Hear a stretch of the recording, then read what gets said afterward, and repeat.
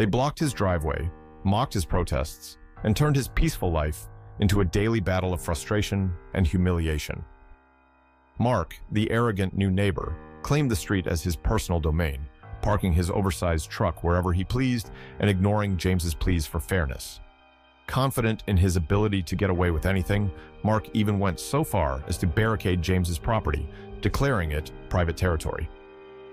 What Mark didn't know was that James, a steadfast veteran with a deep sense of justice, wasn't about to back down.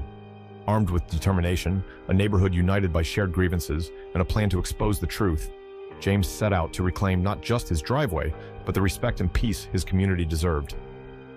What followed was a courtroom showdown and a reckoning that no one saw coming. But let's start from the beginning. James Hunter was the kind of man people admired, an upstanding veteran, a loving husband, and a father who had worked tirelessly to provide for his family. His corner lot home, with its neat picket fence and perfectly trimmed lawn, was the pride of the neighborhood. For years, this small suburban street had been his sanctuary, a place where kids rode bikes, neighbors waved hello, and peace reigned supreme. But all of that was about to change. It started innocently enough. One sunny Saturday morning, James noticed a large black pickup truck parked awkwardly across his driveway. The vehicle was massive, like something out of a car commercial, and it completely blocked his way out.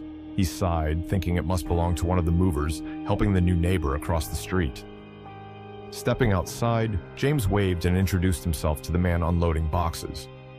"Hi, I'm James from across the street. Welcome to the neighborhood." His voice was warm, genuinely welcoming. The man, who introduced himself as Mark Taylor, barely looked up. "Yeah, thanks," Mark muttered, not even offering a handshake. James glanced at the truck.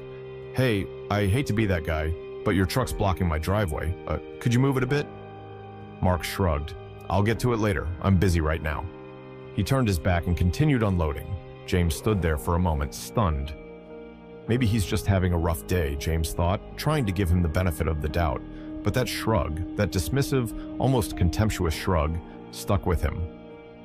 Later that evening, when the truck was still there, James knocked on Mark's door. No answer. By the time Mark finally moved the vehicle the next morning, James was already late for an early church meeting. Annoying, sure, but not the end of the world. At least, that's what James told himself. But then it happened again and again. Every few days, Mark's truck would reappear, always in the same spot, completely blocking James's driveway. James tried being polite, leaving notes on the windshield. He even tried catching Mark in person to talk it out. Each time, Mark either ignored him or gave him the same dismissive wave. "Relax, it's not a big deal," he'd say, as if James's time and property didn't matter. And it wasn't just the truck. Mark had a way of treating the whole street like his personal kingdom. Loud music blared late into the night. Empty beer cans mysteriously appeared on James's lawn. But it was the driveway issue that drove James to the brink.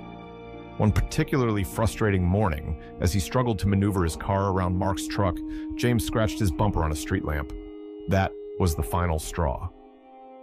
Standing in his driveway, staring at the damage, James felt anger bubbling to the surface. This wasn't just about the truck. It was about respect, about boundaries, and Mark had crossed them one too many times. Looking across the street at Mark's house, James made a silent vow.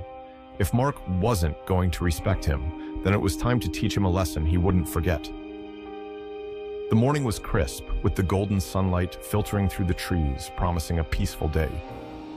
James sat at his kitchen table, a steaming cup of coffee in hand, staring out at the obstructed view of his driveway. Mark's truck stood there like a monument to disregard, its glossy black paint gleaming smugly in the morning light. James sighed heavily, placing his cup down with a thud. This wasn't just inconvenient. It was a daily reminder that his home, his sanctuary, was no longer his own. Determined to keep the peace, James grabbed a notepad and pen. His handwriting, neat and deliberate, reflected his measured temperament. The note read, "Hi, Mark. I noticed your truck is blocking my driveway again. Could you please park it elsewhere? Thanks, James." He folded the note carefully and walked outside, the cool air biting at his skin as he placed the paper under the windshield wiper of Mark's truck. For a brief moment, James felt hopeful. Surely, a direct yet polite approach would resolve the issue. But later that afternoon, as he stepped outside to check, his heart sank. The truck was still there, unmoved, with his note crumpled on the windshield. Worse yet, written in bold, messy letters across it were the words, "My Street." James clenched his fists, his knuckles whitening as a wave of frustration surged through him. He took a deep breath, forcing himself to remain calm. "This can't go on," he muttered under his breath. His wife, Sarah, watched from the doorway, concern etched on her face. "Maybe you should call the police," she suggested softly. James hesitated. He wasn't the kind of man to involve authorities over small disputes, but this was more than a small inconvenience. The next day, James called the local police department. The officers arrived promptly, their flashing lights drawing the attention of curious neighbors. Mark stepped out of his house, arms crossed and a smirk plastered on his face.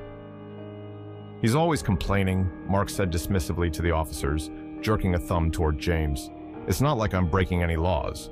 The officers examined the situation and, to James's dismay, informed him that the local parking regulations were ambiguous. "Technically, he's not violating any ordinances," one officer explained, his tone apologetic. They gave Mark a verbal warning, but left James with little else. Mark's smirk grew wider as the police car pulled away. He turned to James, his voice dripping with mockery. "Nice try, old man. Guess you're not as important as you think." The words stung, not just because they were meant to, but because they carried a sense of smug victory. That evening, James sat in his living room, staring blankly at the television, while the faint thrum of Mark's music seeped through the walls. The sound grated on his nerves like nails on a chalkboard. He felt a mixture of anger and helplessness, a combination he hadn't experienced in years. But James wasn't the kind of man to give up. The next day, with a determined expression, he visited the local hardware store and purchased a set of surveillance cameras. If Mark wanted to play games, James would be ready. With the help of his daughter, Emily, a tech-savvy college student, he installed the cameras strategically around his property, ensuring every angle was covered. "Now we'll have proof," Emily said with a reassuring smile as she adjusted one of the cameras. Her confidence gave James a glimmer of hope. Meanwhile, James began drafting a formal complaint to the local municipality. It was a slow, tedious process, bogged down by bureaucratic red tape. Days turned into weeks, and while James waited for any response, Mark seemed to double down on his antics. His truck became a permanent fixture in front of James's driveway, and his weekend parties grew louder and more disruptive. James's neighbors started to share their frustrations in hushed tones. "It's getting out of hand," one of them said, shaking her head, but none of them were willing to confront Mark directly, leaving James to shoulder the burden alone. Despite the growing tension, James remained steadfast. Each night, as he reviewed the footage from his cameras and updated his complaint, he reminded himself of the values that had guided him throughout his life: perseverance, justice, and standing up for what's right. He knew the road ahead wouldn't be easy, but he was determined to reclaim the peace and respect he deserved. The morning air was cool and still as James stepped outside, holding a fresh cup of coffee. For a brief moment, the quiet of the neighborhood felt almost serene. But as he approached his driveway, the sight before him turned his calm into a wave of disbelief and anger. Mark's massive truck was there, as usual, but now it was joined by a set of orange traffic cones and a makeshift barricade made of old wooden planks and bricks.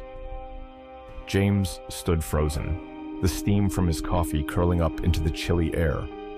On one of the cones, written in bold black letters, were the words, "Private property, keep out." His driveway was entirely blocked.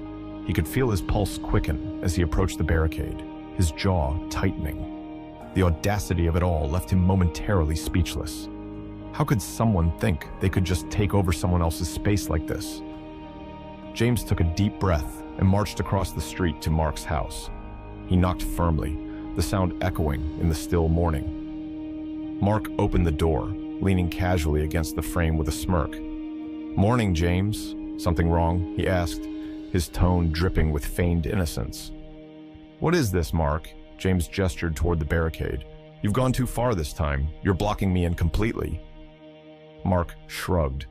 "It's my street, James. I need the space for my projects. You've got other ways to get out, don't you?" James felt his patience snap. "This isn't your street, Mark. It's public property and you're blocking access to my home. Move it, now." Mark didn't flinch. "Do what you gotta do," he said with a grin, before shutting the door in James's face. James stood there for a moment, his fists clenched, before turning back to his house. He wasn't just angry, he was determined. This wasn't going to be another incident he'd let slide. It was time to take real action. That evening, James called for a meeting with his neighbors. He went door to door, explaining the situation, and to his surprise, many of them were all too familiar with Mark's behavior. "He's always blaring music late at night," one neighbor said, shaking her head. "He backed into my mailbox last month and never apologized," another chimed in. "My kids can't even play outside without him yelling at them to stay off his grass," someone added. James felt a renewed sense of purpose. He wasn't alone in this fight. Together, they could make a stand. The group gathered in James's living room, a mix of frustration and hope in the air. James laid out his plan. They would document everything. Photos of Mark's barricades, videos of his disruptive behavior, and testimonies from every neighbor willing to speak up. "I know it feels like he's untouchable," James said, looking around the room, "but if we work together, we can show that his actions aren't just inconvenient, they're illegal." One of the neighbors, an older man named Robert, who used to work as a lawyer, stepped forward. "I can help draft a formal complaint," he said. "If we gather enough evidence, we can take this to the city council, or even file a civil suit if necessary." Over the next few days, the neighborhood came alive with quiet determination. Cameras were adjusted to capture Mark's truck and barricades from every angle. Neighbors took turns recording his loud parties, collecting timestamps and decibel readings. James compiled a growing folder of evidence, each piece more damning than the last. Even Emily, James's daughter, played a role. She created a detailed map of the street, marking areas where Mark had encroached on others' property. "This will make it easier for the council to see the pattern," she explained. As the evidence piled up, so did the neighbors' confidence. What had once felt like an isolated battle now felt like a collective effort. For the first time in weeks, James felt hope.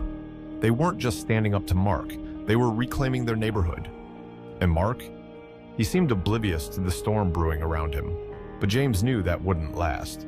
The next step was coming, and this time, it wouldn't end with a shrug or a smirk. The day of the court hearing arrived, and James woke up early, his mind racing with both nerves and determination. He dressed carefully, choosing a suit that his wife Sarah had pressed the night before. "You've got this," she said, squeezing his hand as he picked up the thick folder containing weeks of evidence. The courthouse was a grand building, its marble steps gleaming in the morning sun. As James entered, he saw Mark strutting through the hallway, looking relaxed, as if he were on his way to a casual meeting rather than facing legal consequences. Mark's confidence was unnerving, but James took a deep breath and reminded himself of the solid case he had built with the help of his neighbors. The courtroom was buzzing with quiet chatter as neighbors filtered in, eager to see the outcome.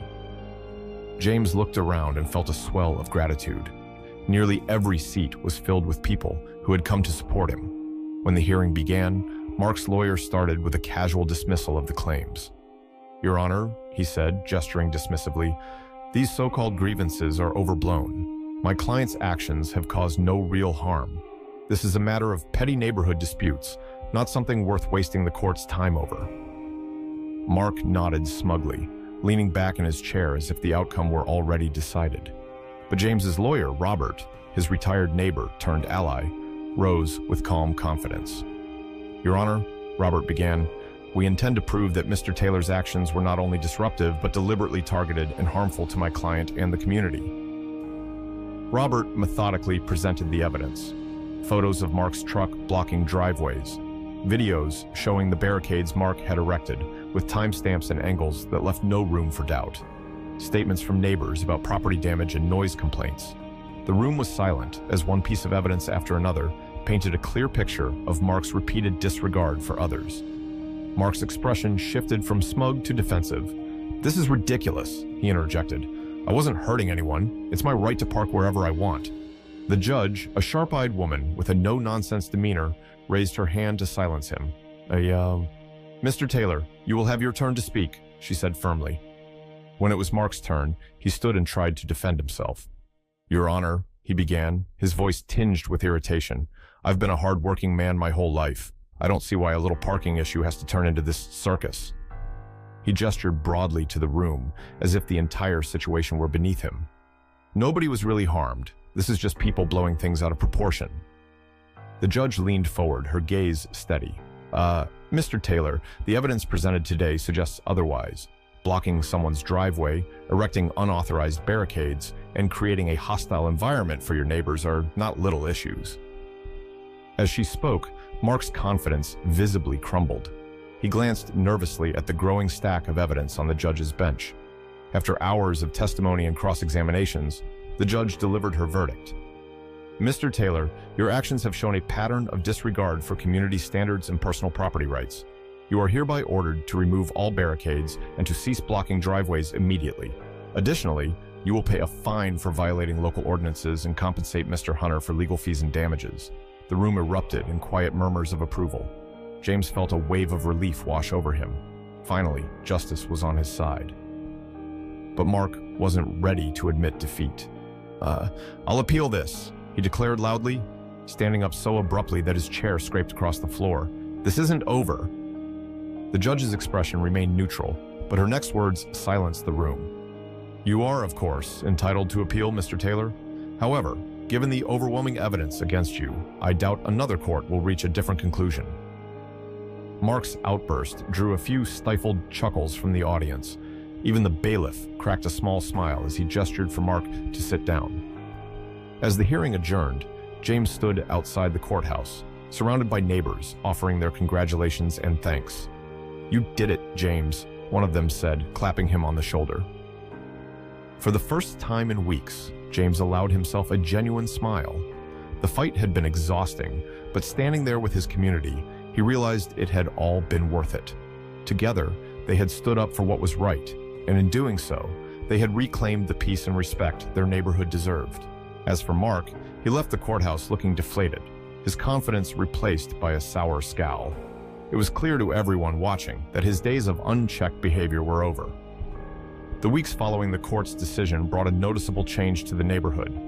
Mark, now under legal obligation, quietly removed his barricades one chilly morning, the sound of scraping wood and clattering bricks echoing through the quiet street. His truck, once a permanent fixture in front of James's driveway, was finally parked in his own driveway where it belonged. For the first time in months, James walked outside and found his path clear. The sight filled him with a deep, quiet satisfaction, like the first breath of fresh air after a storm. The neighbors noticed the change, too.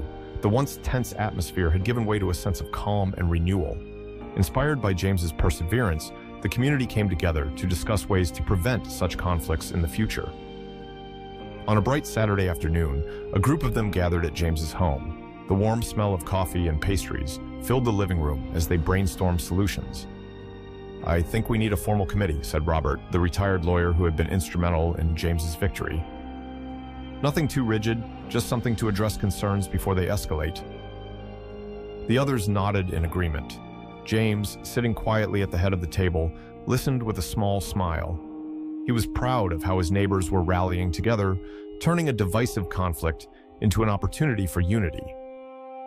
As the committee took shape, they decided on a set of simple rules to ensure fairness and respect within the community. Volunteers stepped forward to serve as mediators, promising to address disputes with patience and understanding. It wasn't just about rules. It was about creating a neighborhood where everyone felt valued and heard. Meanwhile, Mark kept a low profile.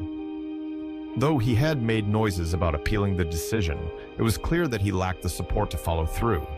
The few neighbors who still spoke to him said he seemed subdued, even regretful. Whether or not he had truly learned his lesson, the changes in his behavior were undeniable. For James, the victory was more than just the return of his driveway. It was a reaffirmation of his values, his belief that standing up for what's right could lead to meaningful change.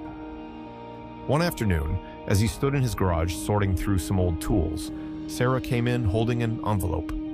This came for you, she said, handing it to him. James opened it to find a handwritten note from the new neighborhood committee. Inside was a framed letter of thanks, signed by every neighbor who had supported him. The words were simple, but heartfelt.